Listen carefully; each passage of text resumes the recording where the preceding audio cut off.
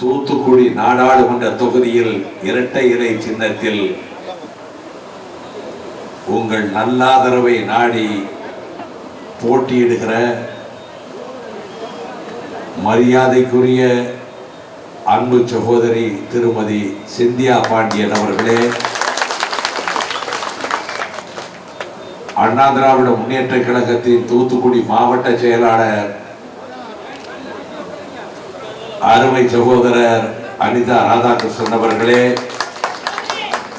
மறுமலர்ச்சி திராவிட முன்னேற்ற கழகத்தின் துணை பொதுச் செயலாளர் என் ஆர்வீர் சகோதரர் நாசரேத் துரை அவர்களே, கூட்டணி கட்சிகளின் மாவட்ட செயலாளர்களே, பல்லாயிரக்கணக்கிலே திரண்டிருக்கின்ற வாக்காளர் பெருமக்களே, தாய்மார்களே, பெரியோர்களே,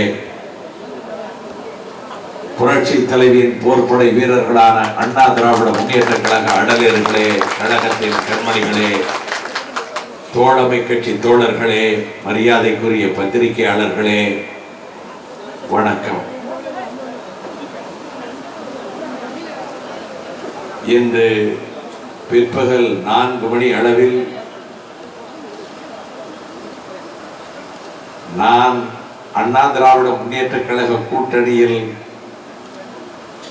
வேட்பாளராக போட்டியிடுகின்ற விருதுநகர் நாடாளுமன்ற தொகுதிக்கு உட்பட்ட சிவகாசியில் என்னை ஆதரித்து அண்ணா திராவிட முன்னேற்ற கழகத்தின் பொதுச் செயலாளர் மாண்புமிகு டாக்டர் புரட்சி தலைவி அவர்கள் லட்சக்கணக்கான மக்கள் திரண்ட அந்த சமுத்திரம் போன்ற கூட்டத்தில் அற்புதமான ஓர் உரை நிகழ்த்தினார்கள்.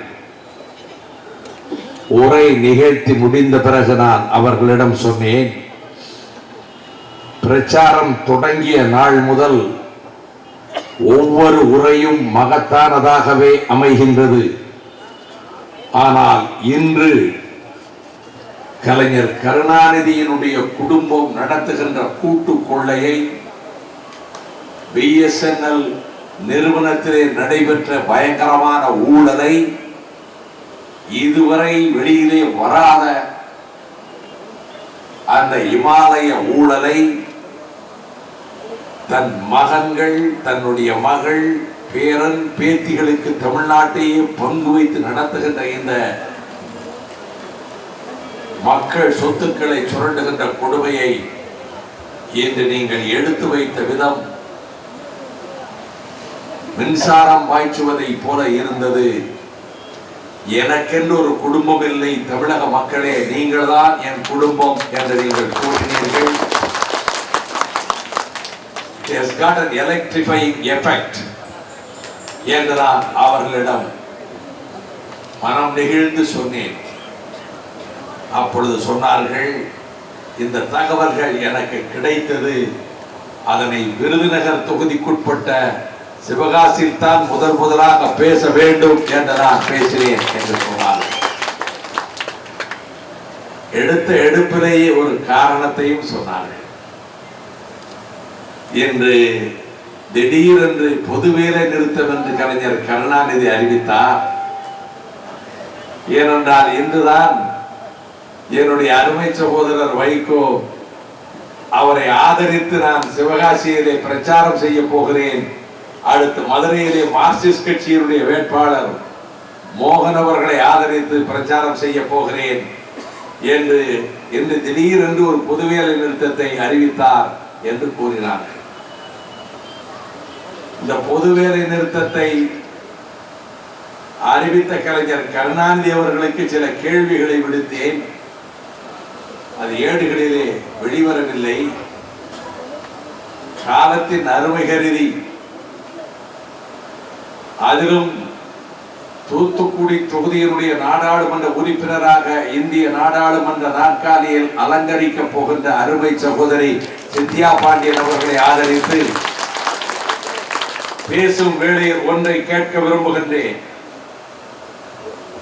இலங்கையிலே இருக்கக்கூடிய தமிழ் இனத்தையே அழிப்பதற்கு ஆயுதங்களை கொடுத்து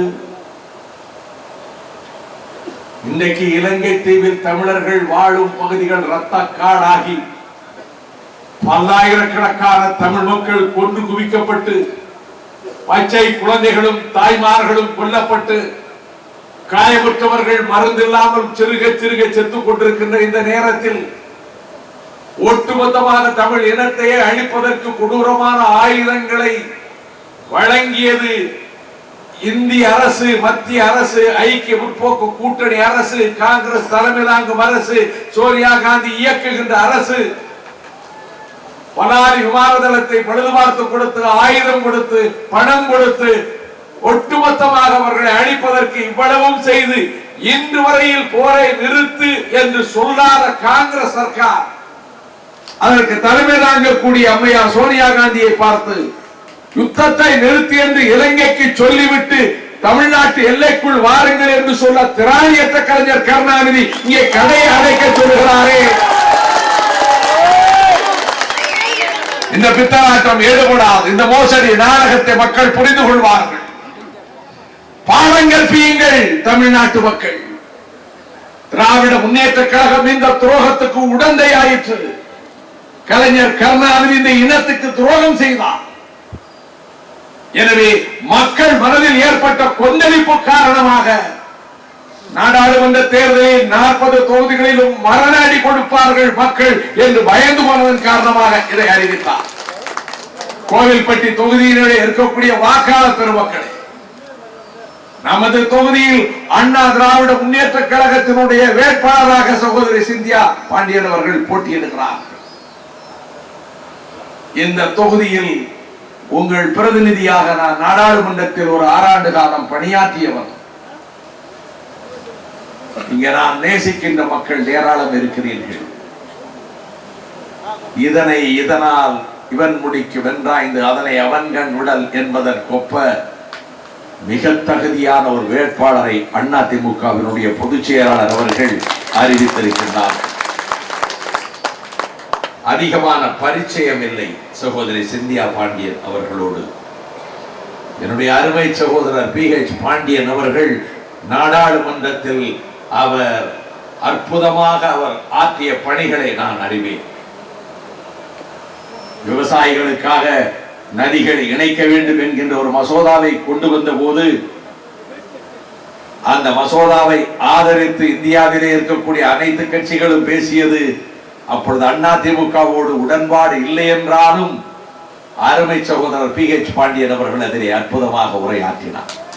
அந்த மசோதாவிலே கலந்து கொள்ளாத ஒரே ஒரு கட்சி இந்தியாவிலே திமுக ஒன்றுதான். அவருடைய துணைவியார் சிந்தியா பாண்டியன் அவர்கள் சிறந்த கல்வி மேதை.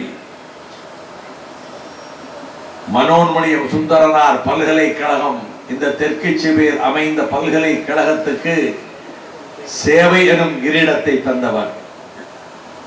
சிறைச்சாலைகளிலே இருக்கக்கூடியவர்களும் மனிதர்கள் தான் என்று கருதி அவர்களுக்கு பாடத்திட்டங்களை வகுத்து கொடுத்து வாழ்வு இருண்டு போனதே என்று கருகி போன அந்த உள்ளங்களிலே நம்பிக்கையை துளிர்விட செய்து இன்றைக்கு ஏராளமான சிறைவாசிகளை பட்டதாரிகள் ஆக்கிய பெருமை அருமை சகோதரி சிந்தியா பாண்டியன் அவர்களுக்கு உண்டு. அது மட்டுமல்ல, ஆங்காங்கு வசதியற்ற குடும்பத்து பெண்கள் உயர்ந்த கல்வி பெற வேண்டும் என்று மனோ கல்லூரிகளை தொடங்கி சங்கரங்கோவிலே, புளியங்குடியிலே, சேரன்மாதேவியிலே, பசுவந்தனையிலே அவர்கள் அந்த கல்லூரிகளை தொடங்கி ஏழைகள் வீட்டு பெண்களும் உயர்ந்த கல்வி பெறுவதற்குரிய திட்டத்தை வெற்றிகரமாக வகுத்து கொடுத்தவர்களும் அவர்கள்தான். அந்த பல்கலைக்கழக வளாகத்துக்குள் பசுமை வளாகத்தை உருவாக்கி 1 லட்சம் மரக்கன்றுகளை நட செய்து இந்த தமிழகத்தின் எதிர்காலத்தை பாதுகாக்க வேண்டும் என்ற தொலைநோக்கு சிந்தனையோடு பாடுபட்ட அப்படிப்பட்ட பண்பாளர் தான் இங்கே வேட்பாளராக இருக்கக்கூடிய சகோதரி சிந்தியா பாண்டியன் அவர்கள்.